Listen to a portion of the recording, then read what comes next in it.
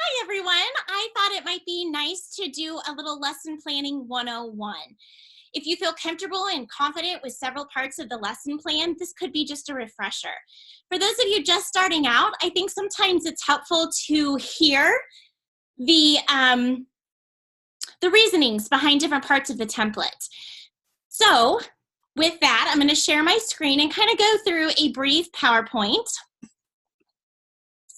Share. And I am going to go fairly quickly through this, but if you have any questions, please feel free to contact your coach, and you're more than welcome to contact me. My name is Liz Roberts, and I'm a clinical educator at Wichita State. Chances are I've had several of you in 1, 2, maybe 3 classes. So I just wanted to go through as people are having questions and really having some challenges with the lesson plan. I thought this would be a really good idea just to go through and walk through it with you. So here we go. The thing that you want to start with is knowing that you're planning for your students. So when you think about the students that you're going to be reaching, when you have your own classroom, that is ideal because you know those kids. Throughout the classes that you've taken, we talk a lot about building relationships with your students. Right now in your para role, you get to meet with several different students across the grade levels, but you're still building those relationships. So that's going to be at the forefront of your mind as you're planning for instruction. These different bullet points here are going to line up to different parts of the template. So if you want to have that ready, that'd be really helpful and beneficial for you. The content is what you need to teach. So you're going to really focus on your students, looking at the standards that the district has expected you to teach, and then your objectives. We'll talk about how to craft measurable and observable objectives here in just a couple minutes. You want to think about the ELF, the engaging learner focus, or the hook. How are you going to bring your students into the activity or the lesson? How are you going to make it relevant to their learning? Because we really need to think about the relationship, and the relevance is where we get a lot of concrete learning. Rigor without relevance and rigor without relationships leads to rebellion. So we want to make sure that we have a relationship first and foremost, and that we're really establishing the purpose and the relevance of the activity, the unit, or the lesson for the day.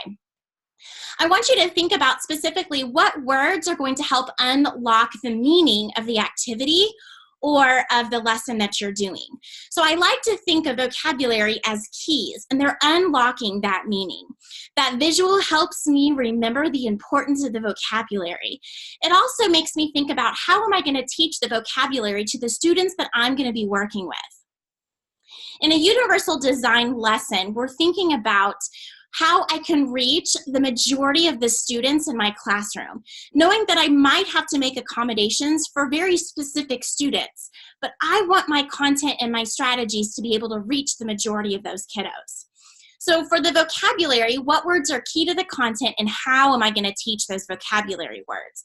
Knowing that if I have English language learners or even some of my strivers, those students who are struggling to get the content, what can I do to make it visual, to make it relevant, to make it hands-on? Then I'm going to think about how am I going to be teaching this content? What strategies, and then the collaboration that I'm going to use for my students. How will my students be actively engaged? We think a lot, and you've taken some classes, and if you've had me for a couple of those classes, you know how much I stress the importance of active engagement, as do all your instructors and your coaches.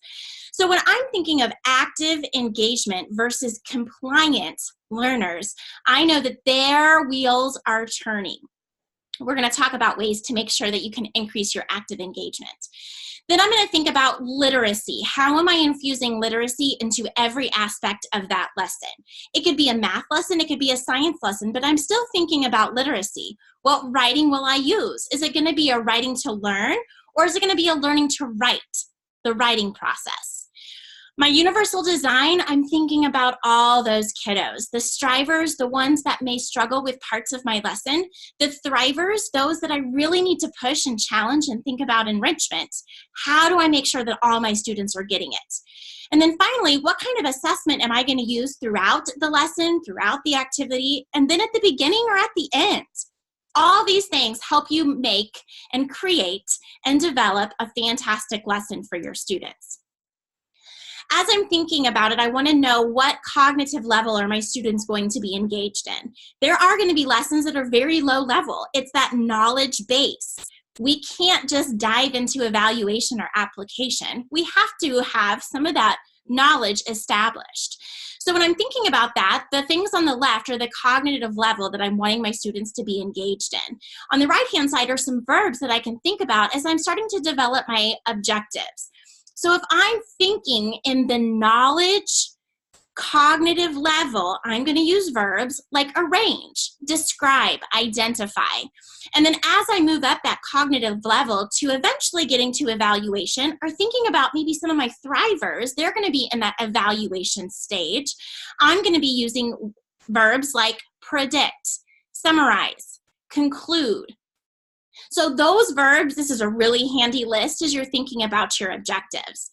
So going into objective writings, on the left here, I have two examples of measurable and observable verbs. And on the right-hand side is the formula that we use at Wichita State, A, B, C, and D. And I've color-coded them to help you kind of see the correlation. When you use the A, B, C, D formula, it helps you make concise and simple, child, student-friendly objectives. We want our students to see the objectives on the board and say, I know exactly what Ms. Roberts wants me to do. So my audience, the behavior, condition, and the degree. Audience, a lot of times you'll see students will be able to. It's also been written as SWBAT, S-W-B-A-T. You can also see their learner will. The green is the behavior, and what I want you to see is that it's measurable and it's observable. It means that I can see my students doing it. I cannot see my students understand. What I can see is I can see them sequence, I can see them identify, I can see them listing or comparing. So I should never see understand in an objective because it's not something that I can see. The blue part is the condition. What are the students getting in order to be able to manipulate, to use, to do, to process this objective? So what materials? Are they using a graphic organizer? Maybe it's a textbook or an article. It's a story. It's manipulatives in math. Then finally, and this is important to include in your objective because it ties into your assessment, what is the degree of success? Is it 8 out of 10 is considered success? Do you want 100% accuracy? That's when you're really going to need to know your students and the developmental level. My kinders, as I'm wanting them to learn the ABCs in order, by the end of the year, they should have the ABCs with 100% accuracy. Whereas if I'm looking at identifying vocabulary words, given a list and a bank, I might want them to have 8 out of 10 accuracy. So the ones on the left, students will be able to sequence the story pictures from the graphic organizer with 100% accuracy. SWBAT, identify the key vocabulary from the article with 8 out of 10 accuracy. Notice that they're short, they're concise, students can read those and understand the expectations right away. Objectives articulate the knowledge and skills you want students to acquire by the end of the activity, the lesson, or the course. And the assessments is what we as facilitators of the knowledge, as the instructors, can check the degree to which the students are meeting that objective. And then everything in between is the instructional strategies. It helps foster the student learning that can help meet the objective. There are two kinds of objectives that you'll notice on the template. There's a content objective and a language objective. The content objective is what we just went over. It has the formula A, B, C, and D. The second type of objective is the language objective, and that's when we're focusing on the literacy. Note in the parentheses, it does say that it can be addressed in the content objective. Depending on your professor or your instructor, he or she may want a content and a language objective, or they might be okay with just a content objective if it encompasses the literacy. As you do your final semester, the KPTP will require you to identify the literacy objectives, and that's where the language objectives come in. We see that as reading, writing, listening, and speaking. So where in this activity or this lesson are your students reading? Is it the math problem? Is it the short story? Are they listening to you read it out loud or to a partner? Are they having to do some writing? Are they doing writing to learn? So like journals and exit slips? Are they learning the writing process? How are they speaking? Are they talking to partners to help process through the objectives? Are they speaking out and doing some presentations? What literacy is being instructed? So those are the two different kinds of objectives that you'll use. I want you to think about these questions as you go through writing your objectives. Does it focus on student performance? Is that audience the student will be able to? If it's something that you're expected to do as the instructor, it's not student focused and you need to rewrite it. Is the task measurable and observable? I need to be able to see with my eyes you complete this task. So remember, I should never see understand in the objective. And what criteria will I use to establish that the objective has been reached? Those are your assessments. Now, in order to get us from the objective to the assessments, we have all these instructional strategies, which you've taken and received some great strategies in the classes that you've taken. In CI 317, we talk a lot about the reading strategies and how it occurs before, during, and after the reading. And in your methods classes, there's some content-specific strategies that you can use. As you're doing those strategies, I want you to think about collaboration. Collaboration is not the same as group work. Group work would be me as the instructor telling the students, I want you to get into a group of 4 and complete the assignment. I know that that is group work and not collaboration because PIES is not present. PIES is what turns group work into collaboration. So as you're thinking about giving students something to do with a partner or in a group, you need to think about PIES. Positive interdependence.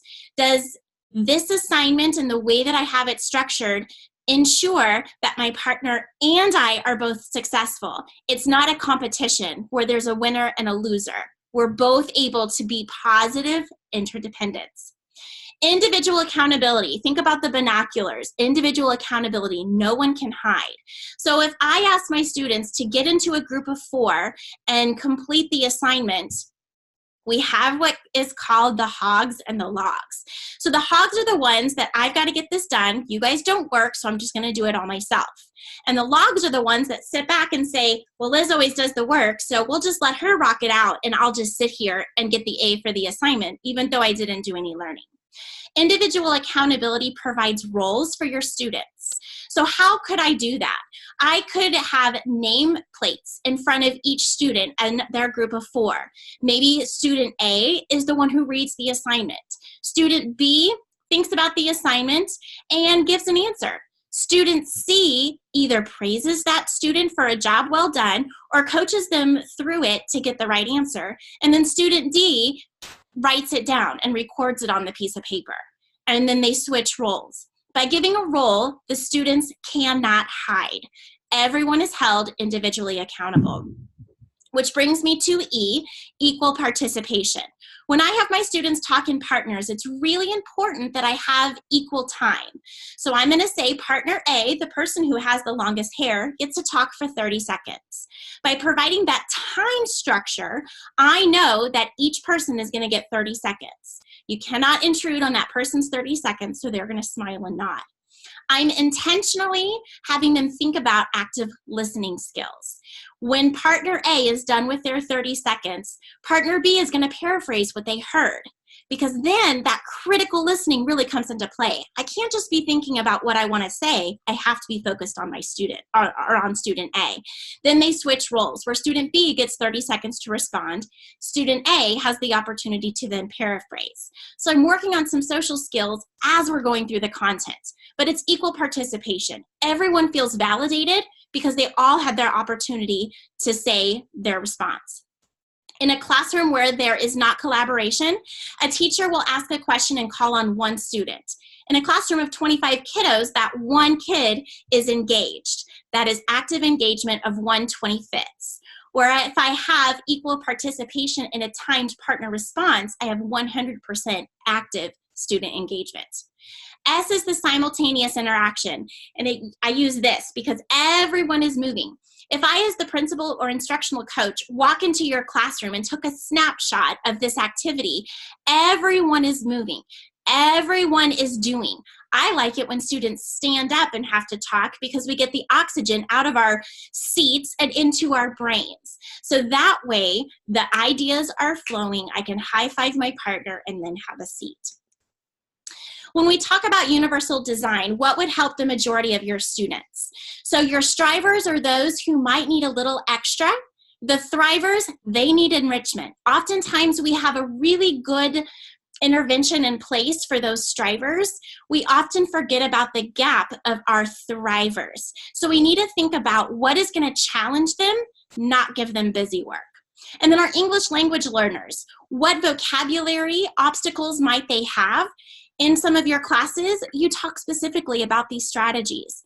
Whatever you think about would be beneficial for my ELL learners, my strivers, will benefit everyone, even if they don't have an IEP, or even if they don't struggle. Scaffolding, we often talk about it, which state that I do, we do, you do. And we want to see this in your lesson plans. So what does that mean? That means that I do as the teacher. I am modeling what I'm expecting. I might be walking around using my iPad and it shows up on the screen what I'm doing as I'm working through a problem. I'm also thinking out loud so the students can hear the fluency and the vocabulary that I'm speaking, but they also hear how my brain works. I might do that for a couple problems until I feel comfortable that we as a class could work something together. So I as teacher might put the problem on the board and have students work in a group with roles identified, and then we would work the problem out together. A student might come to the front after they've already had an opportunity to work it out in a group. Why do we do that and not just call students up before they have had an opportunity to work together? Because we're lowering the risk factor. I already feel comfortable because 3 other people in my group came up with the same answer. So if I'm wrong, it's not just Liz being wrong in front of the whole class. My group didn't understand the process, and we can work through that together. I want you to think about when you call as a teacher on one student to give you an answer without that opportunity to talk and bounce ideas and brainstorm with a partner, we're raising their level of anxiety. Then finally, once we've done several problems together as a class, you do on your own. So I model and the I do. We as a class, we do in groups or in partners, and then you do on your own, because we do need to be held individually accountable for those concepts. What I love about the you do part is I as the teacher get to walk around and help those students who are still struggling.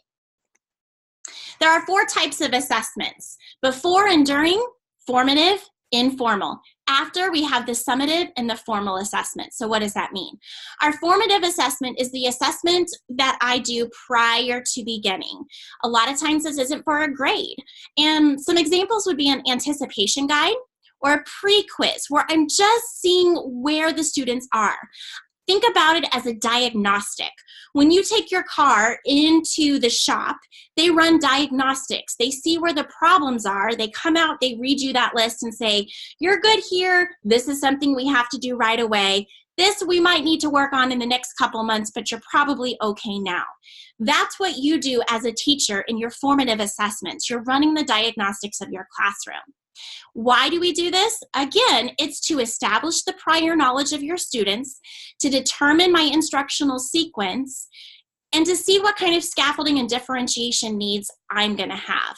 Really thinking about it as a car diagnostics helps you decide what you have to do now and what you could possibly wait on for a couple of weeks. The summative assessment is, did they learn what they were supposed to learn? This is what you do after your instruction. So some examples could be an informal exit slip. A presentation would be more formal. A portfolio project.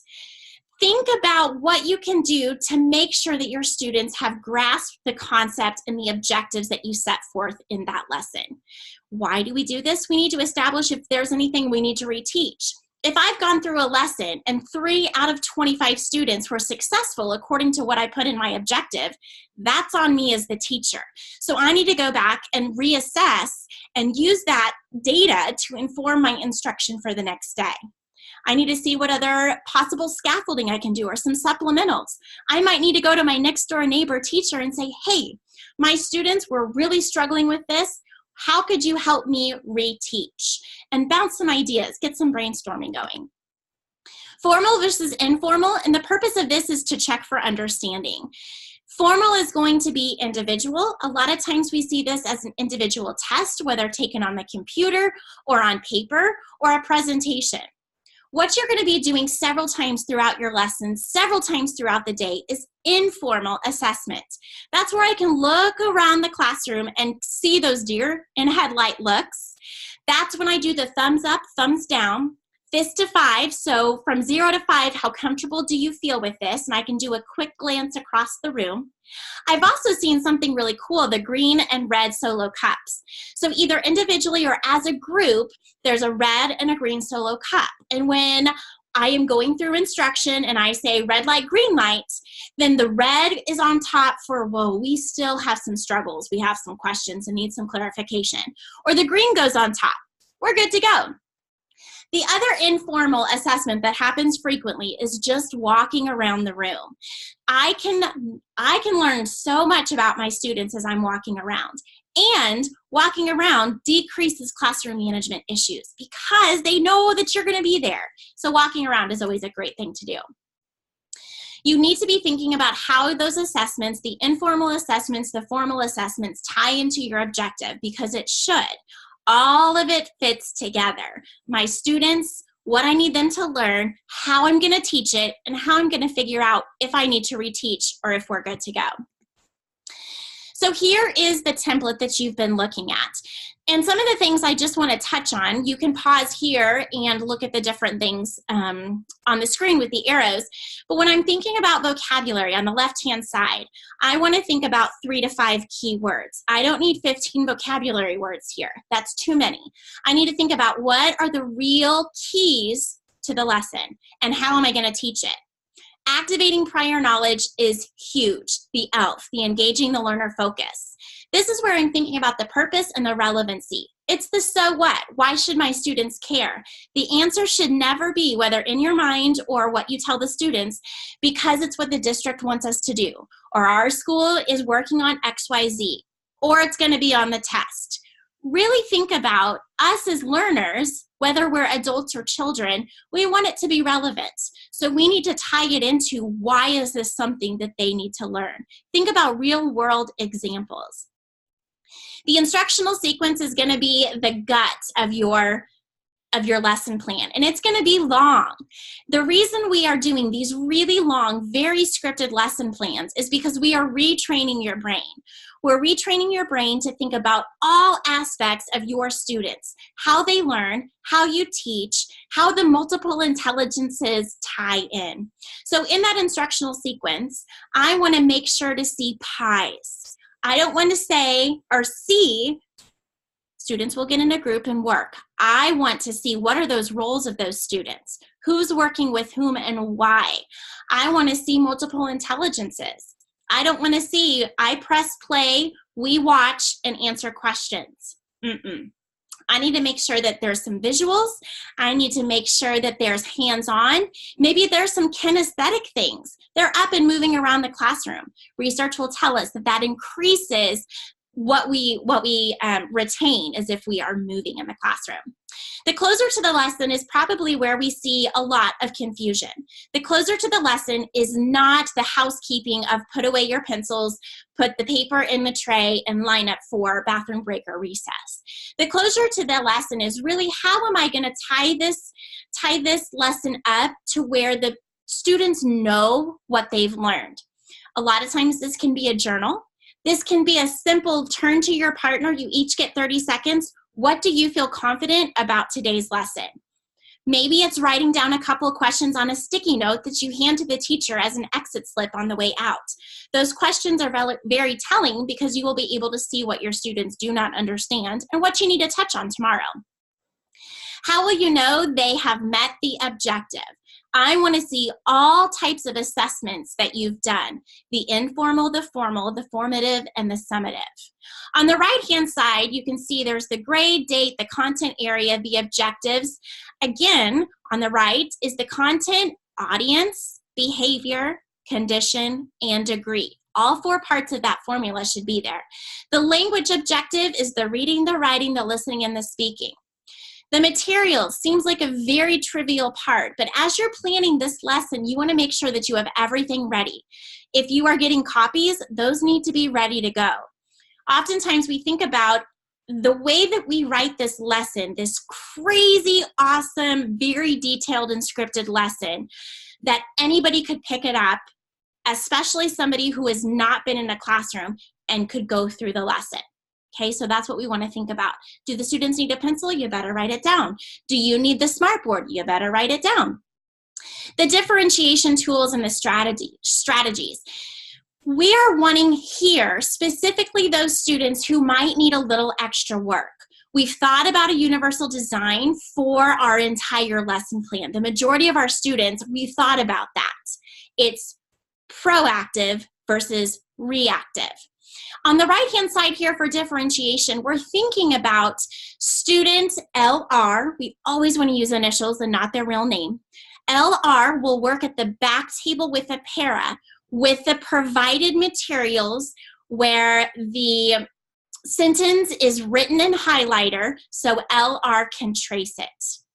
We want to make sure that if we're writing in that differentiation spot that a student will work with a para at the back table, we are including the instruction. As paras, you know that that is very important for you to have the instruction so you know what that student specifically needs. When I'm thinking about the standards, KSDE can be a little bit not user-friendly. They're working on it though. So one of the ways that I found to be really helpful is you'll see on the left-hand side, I go to Google and I type in Kansas State Standards Elementary. The first thing that pops up is academic standards, which gives you the screen on the right. So you can push or click on the content that you're going to be looking at, and then this would pop up. So I clicked on the Kansas English Language Arts Standards. I'm going to go to the standards. I'm going to click down to where it says standards documents, and then the screen on the right is what pops up for me, and I can go to what I need depending on the grade level that I teach. So hopefully this has given you a little bit of background on the lesson planning template, a little bit of insight on what each part means, and really the overall thinking of universal design where we think about our kiddos first. What do my kiddos need to be successful? Hopefully this provided some good purpose, relevancy, so you understand why we have you script out and write a really long lesson plan. We're retraining that brain. If you have any questions, don't hesitate to contact your coach or contact me directly. Liz Roberts, and we'll talk soon.